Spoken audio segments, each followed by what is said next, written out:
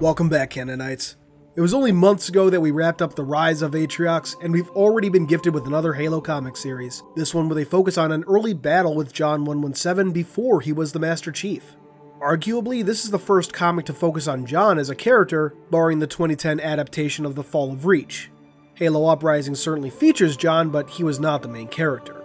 But anyway, this first issue, I think, is off to a strong start. Let's dive in so I can show you why. The comic opens just days after the Battle of Kai Ceti 4. The Spartans are now on board the Unsc Persian Gate, a Halcyon-class light cruiser. Given the heavy damage sustained by the Commonwealth during the Battle of Kai Ceti 4, it makes sense that a new ship would be needed. But anyway, as we come in, the Spartans are mourning the loss of Sam 034 just days before, Halsey leading a proper funeral. Some may find the inclusion of the casket odd, but it's more of a symbolic gesture than anything else. The casket is launched, and the Persian Gate jumps to slipspace. We skip forward 2 days as Blue Team comprised of John, Linda, Kelly, and Fred are being advised by Halsey to honor the feeling of grief brought on by Sam's death. Surrounding the Spartans are their new armors, but we'll talk about that in a little bit. The next page is what I really want to talk about and how ecstatic it left me. Depicted here is the battle within the Covenant ship Unrelenting just days before, as depicted in Halo: The Fall of Reach, the book. Originally, it had featured 5 Spartans, depicting the events as rendered in the animated series. It would seem that the fan outcry over this resulted in a change from 5 Spartans to the proper 3. Although it's entirely possible that this change was already in the works by the time fans reacted. Regardless of the reasons, I'm extremely glad that it did happen. Although there are artifacts from the original version that remain, notably a line later with John saying, "Linda was hurt worse than I was." Now, if you've read the original Fall of Reach book, you'll know that though John, Kelly, and Sam were the only 3 to make it into Unrelenting, all 33 Spartans present attempted to board the Covenant craft. One could hypothesize that Linda was injured during the attempt to board. However, this is just an after-the-fact justification. At the end of the day, the line pretty clearly seems to be a leftover. Moving on, Commander Yao soon joins Halsey and the Spartans. With what I presume is the ship's AI, Nora, Yao briefs Blue Team on where they're headed. Alpha Corvi 2, which 3 hours prior had come under Covenant attack. As one might expect, the local UNSC forces are losing and Blue Team is to be sent in to deal with expected reinforcements. Interestingly though, they're ordered to operate independently of local UNSC forces and avoid contact on the ground.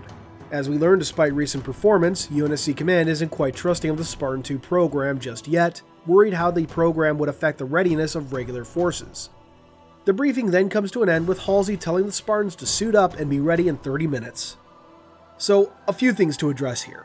First, this is 2525. Interstellar communication is still a long ways away from what we see post-war or even at the end of the war.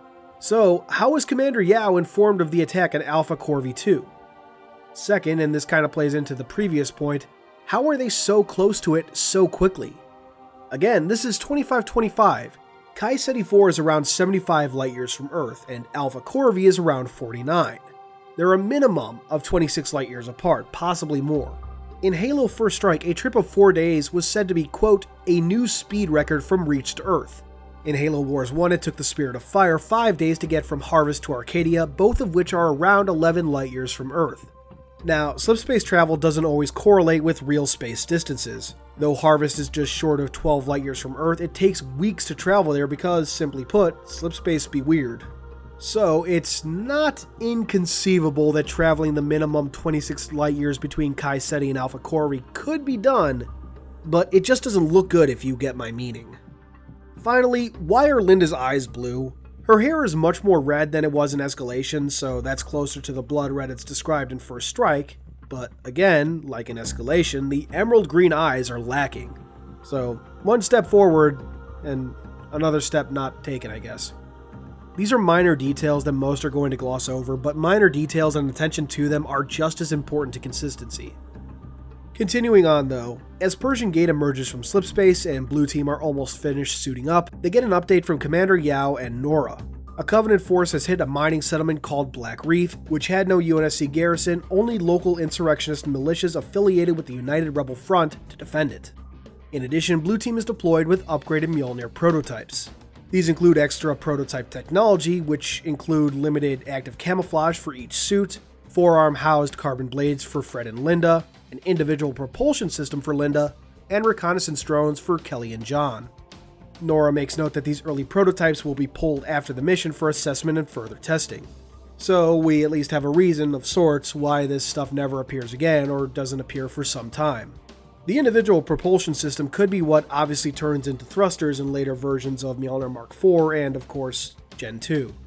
The active camo is noted as drawing too much power, so perhaps that was an upgrade that Materials Group could never quite figure out until much later. I also have to wonder if it's related to the photoreactive camo that would become prominent in spy armor just a decade later. The recon drones never appear again as far as I can remember, so I have to wonder if they just weren't cost effective or if there was some other issue. Back to the story, Blue Team is deployed with orders to figure out why the Covenant are attacking the mine. We of course know it's about Forerunner artifacts. The artifact isn't revealed in this issue, but I'm kind of hoping that it's ultimately like a MacGuffin of some kind or something new and interesting, we'll see. Once on the ground in what looks like some kind of new vehicle, I wasn't able to find anything that looks like it, Blue Team immediately finds themselves under fire from an Innie militia. John decides to use his active camouflage to sneak up on the Innies, and god do I love this whole interaction. In just a few minutes, John infiltrates an Innie position, makes known what he and the Spartans are capable of, and makes the Innies realize that it's in their best interest to work with the Spartans, aka the UNSC, aka their mortal enemies. Brilliant. And I love that John introduces himself by name. I think you all know why. The Innies circle around the settlement to drive the Covenant forces towards the Spartans. John's recon drone spots something of interest but gets shot down, forcing Blue Team to pursue into the mine. As they do, Commander Yao informs Blue Team of arriving reinforcements before ending the call and engaging Covenant ships with what's left of local naval forces. The Innies show up and agree to guard the entrance to the mine while Blue Team descends. Linda expresses concern that the Innies might run, but John notes that they really have nowhere to run to. The comic ends with the Innies preparing to take on the incoming Covenant forces. And for a first issue that's mostly set up for what's to come, I'm loving it. Blue Team are great despite some of my previous misgivings, notably about armor designs, and John is wonderfully in character throughout. Although character-wise Blue Team is sort of absent, so hopefully we might get a bit more of them in coming issues. Though I'm not holding my breath.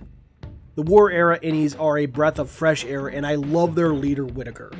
I really hope we get to see more of him in the next 2 issues, maybe even in some media beyond this. There are also some pretty neat little, for lack of a better word, Easter eggs in here. First, one of our few glimpses at the Unsc Wet Navy, and yes, the Unsc still has a Wet Navy in the 26th century. In fact, aircraft carriers can actually be seen in the distance of the Halo 3 map Longshore. Second, the final panel has 2 kinds of spirits, the common Type 25 from Halo CE and Halo Reach, and the Type 28 from Halo Wars, though it's made appearances in Halo Nightfall and the Spartan mobile games as well. It's one of those things that's very hard to spot if you're not looking for it, so thanks to CIA 391 of Halopedia for pointing this one out. Art-wise, I know this style isn't for everyone, but personally, I love it. I love the heavy line work, the feeling of grit, both combined with the bright colors. It feels right at home with Halo, at least for me, and works well with the story being told. The next issue description reads as follows. The Master Chief and Blue Team split from their rebel allies while facing off against Covenant forces in the depths of a mine in Alpha Corvi 2, a precarious human colony. The rebel forces have to cut off Covenant reinforcements, but in doing so, their plan may condemn Blue Team to certain destruction. There's really not much to speculate on in that description. Although the cover does show the Chief against a clearly Forerunner background engaging a Grunt, an Elite Ultra, 2 Zealots, and a Field Marshal, so that's pretty cool if nothing else. And that's pretty much where we come to a close with this issue. What did you all think? Like it? Hate it? Let me know in the comments below. Thanks for watching as always, and with E3 just around the corner, I'll see you very soon. Thanks for watching, everyone. I hope you enjoyed this video. If you did, please consider subscribing, and if you really love me, hit that notification bell and leave a thumbs up. These both really help out the channel. I wouldn't be where I am now without your views and support, so once again, thank you. Keep on being awesome, Canonites.